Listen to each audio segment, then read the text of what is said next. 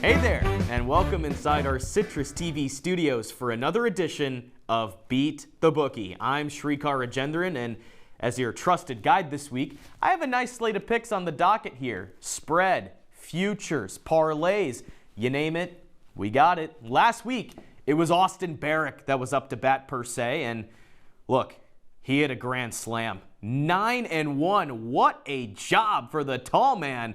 Look at the biggest win there, that parlay with Texas LSU money line plus the USC spread pick. Overall profit $40 there. Only loss here was $10. $10, and it was with Bama and South Carolina, and that's because he wanted to favor the spread with Bama. I can't fault him there, but overall total profits over 100. That is huge, and that is exactly how you do it. And now the leader of the fall standings.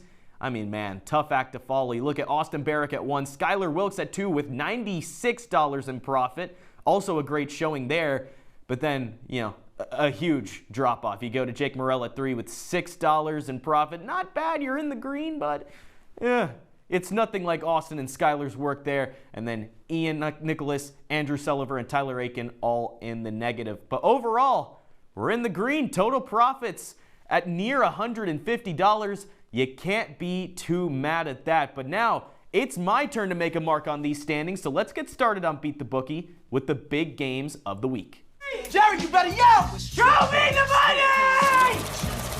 Show me the money! All right, a lot of great college football on this weekend, but definitely a few games in particular. Let's start with a huge top 5 game down in the Lone Star State with number 5 Georgia taking on number 1 Texas. Look, I did mention it's the Lone Star State. They tend to go big, so I'm going to go big as well. I'm putting $20 down on Georgia plus 4.5. Look, Texas just hasn't seen an offense or even really a team like the Bulldogs yet, and in big games such as this one, I have a really difficult time ever picking against Kirby Smart and the Dogs. That Texas offense definitely explosive, and this game has a great chance of becoming a shootout. But that really only favors this spread pick, because if Georgia does end up losing, it's not going to be a blowout. It's going to be close. So I'll go ahead and start big and put 20 down on UGA to at the very least keep it close. I think recent history has given me enough faith to do this. And look, that Georgia defense is still really good. For as much as we can praise that Texas O with Quinn Ewers, Isaiah Bond, it's been ridiculously good, and they're the number 1 team for a reason. But it's always a different deal when you're facing UGA. Let's treat this as a litmus test of sorts. The only drawback in this game is it is in Texas, but Georgia has been in situations like this before, and they've thrived. I'm not expecting anything different here. 20 on the Dogs. I feel good after my first bet here, feeling really good. And now we move from one big SEC game to another one. Number 7 Alabama takes on number 11 Tennessee at Rocky Top. I got the Bulls plus 3.5. Look, this defense is good. No one has scored 20 points on the Volunteers so far this year. And now Bama's offense is a different challenge for sure. But when it comes down to spread, I think Tennessee can hold its own. And Bama has shown in recent weeks that you can move the ball on them. Georgia did it in that absolute instant classic of a game. I know we remember that shootout there. Vandy did it and pulled off that big upset. Even South Carolina, even though they lost, they were moving the ball. And now, with Nico Yamaleva and this Bulls offense being as explosive as they are, look, I think they can score in bunches. I'll put 10 down on Volunteers plus 3.5. Again, there is some worry with how good Bama is, but there is true shootout potential here, and it really doesn't hurt to take the points if that's the case. Also, that Rocky Top crowd is no joke. If we think back to 2 years ago, the Bulls actually beat the Tide, and man, it was a scene. Goalpost got taken down and carried out of the stadium. Look, I can't guarantee those antics to happen again, but I can say the crowd plays a big factor here. I think there's a strong chance for 2 upsets in the SEC with Georgia and Tennessee, but that's enough SEC talk. I'm getting myself tired here. It's Big Ten time. 22nd ranked Illinois versus 24th ranked Michigan in Champaign. I'm backing the Wolverines here. I'll throw another $20 down on Michigan to cover 3.5 points. Yeah, folks, I'm going big. Purdue just dropped almost 50 points on that Illini defense, and even though UM is giving Jack Tuttle his first start, and there is risk with that move, I'm going to give credit where it's due. I think they handle business here. The run defense isn't great for Illinois. They're letting up 4.5 rush yards per attempt. I think Michigan can totally exploit that with their ground game, which makes things easier on Tuttle stepping into action for the first time. Look, 3.5 isn't a terrible number. Considering Michigan could win by just a touchdown, you'd be fine. So I feel pretty confident in this pick. Michigan should get it done, even on the road. New QB, no problem. Now, I have a way to test how well these picks may fare beforehand, and it's when I check out what C-Suite has to say. So let's go straight there. All right, we're in lockstep on UGA. I like it. Oh, man. Oh, look at me. At a Niner game with my dad. Fun times. Bama and Tennessee, not exactly the same. I get it if you have faith in Bama to pull away here, but look, I totally just believe in the shootout here, and in those cases, I think Tennessee does manage to keep it close. Illinois and Michigan also kind of on the other end here, but look, these games are all pretty close. I mean, you can go either way. Overall, 9-9 from the hosts, 8-10 for C-Suite thus far. You can't be too mad, both hovering around 500. Let's see who kind of takes that next step here.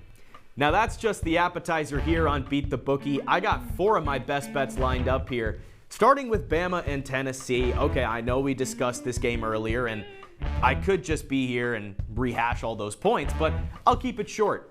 Both of these defenses are susceptible to the shootout. Both of these offenses can light up the scoreboard. 1 + 1 is 2. I'm taking the over on this game. The number is at 56.5. That is pretty high.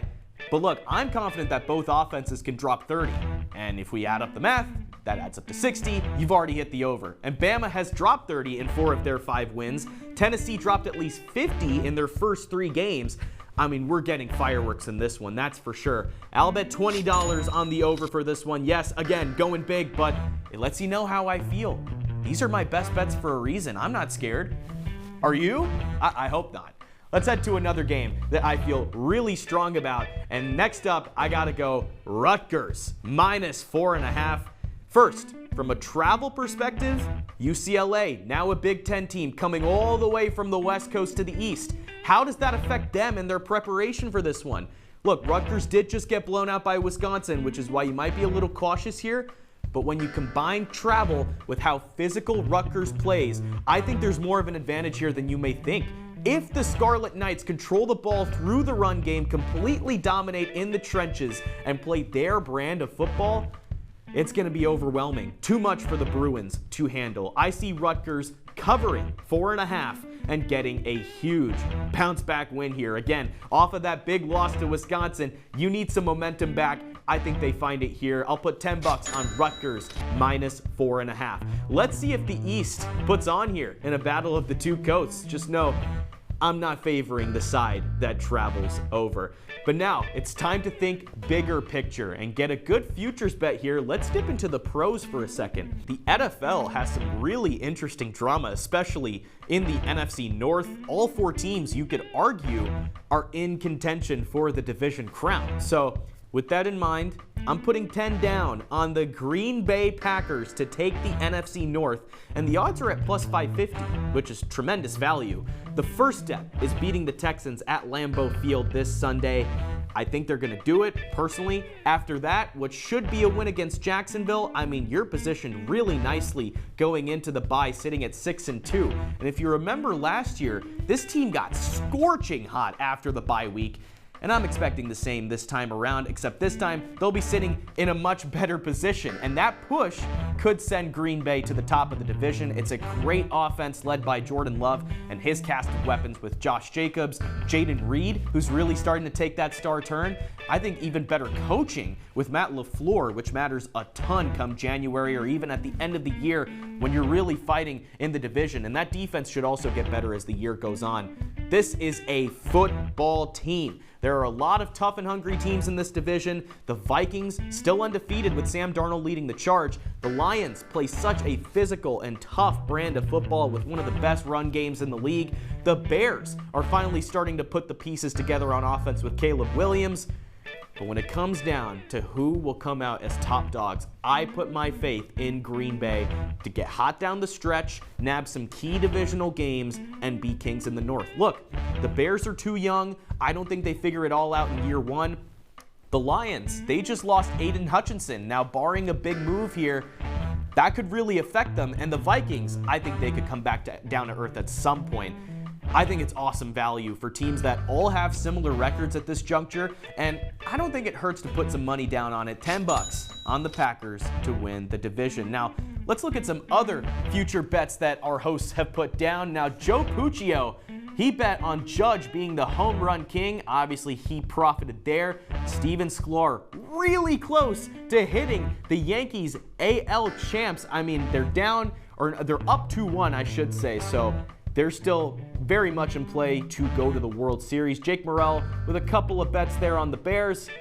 I can't say that either of them are going to hit. Obviously, you just heard my whole spiel on the Packers and why I think they take the division, and that puts the Bears in a pretty interesting spot there. Skylar Wilkes thinking Boise State can make the college football playoff. Pretty bold, but if you like Ashton Jeanty, then there you go. I think that could be a solid pick right there. Tyler Aiken, the Bills with Super Bowl champs. It could happen. It's not a terrible bet at this point. You look at the AFC, all the parity that's going on there. But Ian Nicholas had the Padres winning the NL. Unfortunately, that's a loss there for $10. I find myself slotting right in at 10 with this Packers NFC North bet. And look, I'm really confident that this one can hit. I think it's a really solid one. Now, it's time for my parlay. Finally here, let's cook up a parlay for the college football slate. I tend to not go too crazy with the amount of legs on my parlay, so I'll keep it at 2 and put together 2 picks, one bolder than the other. I think Iowa State is just going to roll in this game against UCF. I think they're just better in all facets. So I'm going to pick their spread minus 13.5. Their offense is now starting to truly get rolling. This UCF defense, look, I don't think they're going to get in their way. So this leg is definitely where I'm confident. I think Iowa State handles business.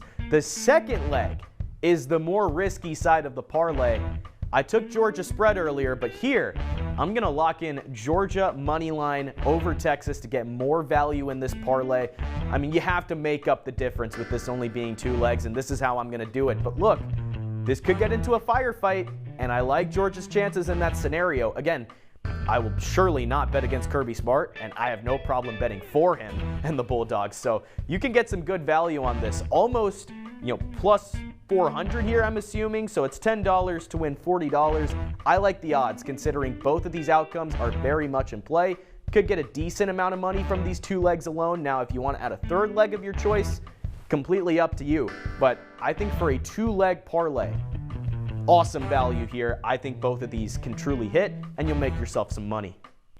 So just to recap, let's take a look at the picks I just laid out for you. Obviously, the big one with the $20, Texas and Georgia. I'm going Georgia spread, Tennessee spread.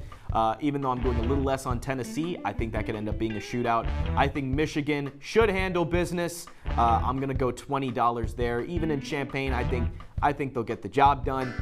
$20 on the over for Bama, Tennessee. So big time money there. We got $30 riding on that game. $10 on Rutgers to pull out a win against UCLA. I think they will do so in pretty dominant fashion. The futures bet, which I love, the Packers winning the NFC North. This could really happen. I think plus 550, the value there is just tremendous. That could be a steal. And then the parlay, going with Iowa State to win big. I think they'll handle UCF. And then I already bet Georgia spread. Why not double down, go Georgia money line, get some plus odds in there to get you some good value out of this parlay. Even though it's only 2 legs, it still packs a lot of juice. And that'll do it for this edition of Beat the Bookie.